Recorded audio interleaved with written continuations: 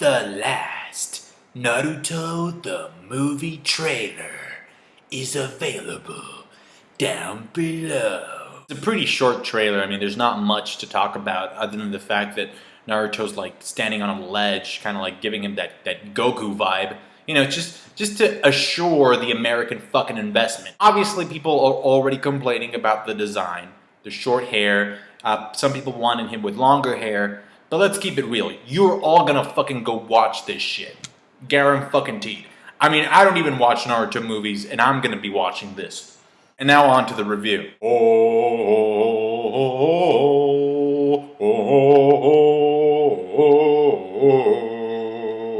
This chapter / episode has got to be one of my favorite parts of the war arc ever since it started.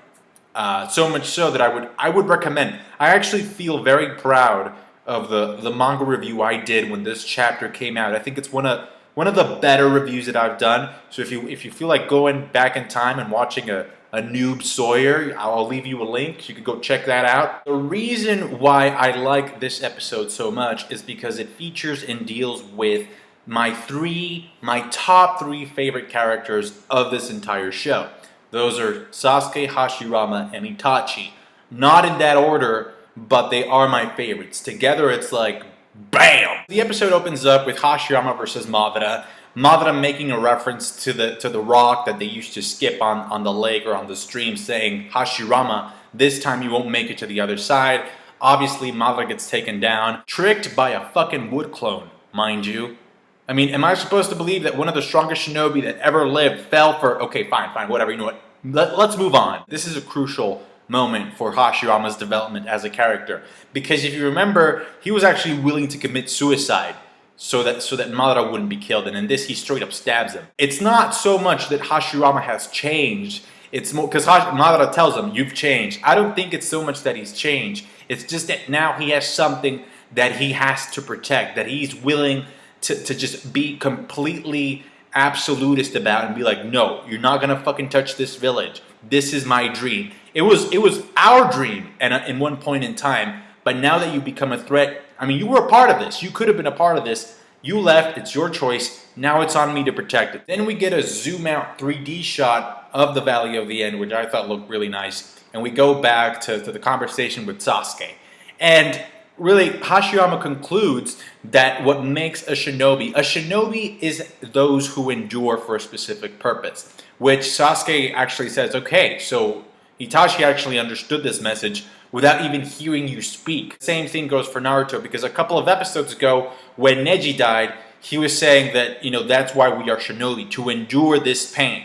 So they both kind of get the message, even though they haven't, you know, been flat out told. This is what a fucking shinobi is supposed to be. And then, but Sasuke does need that. He needs this because he's completely, you know, he's off track. He needs some type of guidance. Speaking of guidance, this whole thing turns into a massive group therapy session pretty soon.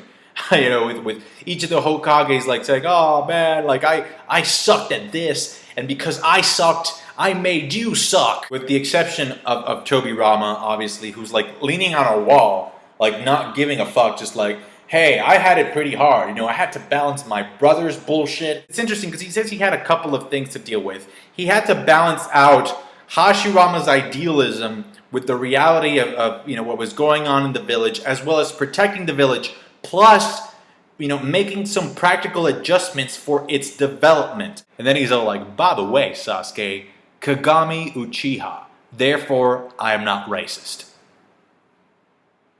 What now, bitch? No, Tobirama, you're still kind of a bigot. I mean, come on. Shut the fuck up. Kagami Uchiha was my friend. But you still generalized when you met Sasuke. It's shh. Uchiha Kagami. The thing that I like about this episode is that it makes Itachi out to be like this badass motherfucker, even though we kind of already know that he was, but even more so, because like Hashirama, before the flashback, he admitted that Itachi was a better shinobi than he ever was, plus he is the embodiment of what a true shinobi is, but not only that, he is the embodiment, but he's also an Uchiha, so it's kind of like all the pressure, all the odds were against him, and yet he kind of overcame all those odds just for the sake of protecting Sasuke. and protecting the village simultaneously. So it's just, he's such a great example, because even though he was an Uchiha and he has like this history of discrimination and prejudice against him, he did something for the good of the village. And you know, it just comes down to what Sasuke says about, it's kind of ironic how the one person that understood your fucking dream, Hashirama, happened to be an Uchiha. Itachi is kind of like the outlier in this. He is the exception. And all of the previous generations of Uchiha that had come before him, if you think about the character of Sasuke, it's like about 85% of what Sasuke is as a character, it's due to Itachi. For good or bad. Sasuke's all like, well, fuck it, I'm going to the battlefield to protect Nisan's wishes.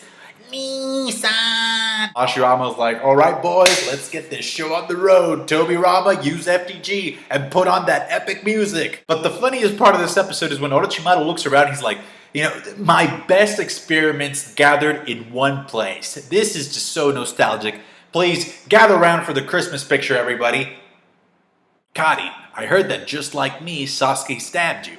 Well, if you fill out this application before we leave, you could go back to being considered Sasuke's little bitch. Don't worry about me, I already filled mine out. And then all of the Hokages stand on top of their earth-made friggin' faces, and they each have an individual wish or slogan that they say. Minato wants to see Naruto. You know, he feels responsible because he failed as a father, so he wants to give Naruto a special gift. Sarutobi's too old, so I didn't pay attention to what he said. Tobirama wants to defeat Madara, and Hashirama just wants to meet up with his old buddy, old pal, friend of a lifetime, nothing gay about it, Uchiha Madara, and he understands that conflict is always going to exist no matter the time. Go, go, Shadow Rangers! Thanks for watching, subscribe to my channel, like the fucking video, like it, yeah! I think I need to stay away from those Red Bulls. Subscribe to my channel, guys. Catch you guys later.